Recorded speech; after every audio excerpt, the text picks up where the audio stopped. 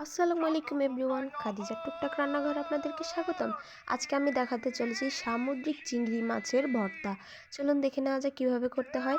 এখানে আমি চিংড়ি মাছ ও চিংড়ি মাছের মাথা নিয়ে নিয়েছি এবং এগুলোকে ভেজে নিয়েছি। এবার কাঁচামরিচ আর রসুনও ভেজে নেব।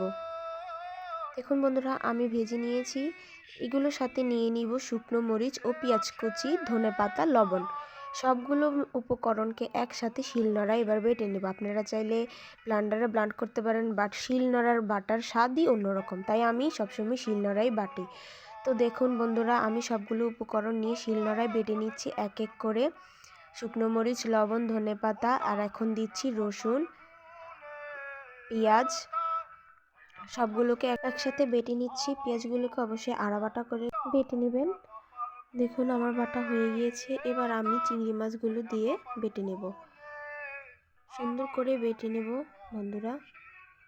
সবগুলোকে একসাথে নিয়ে আবারও বেটে নেব।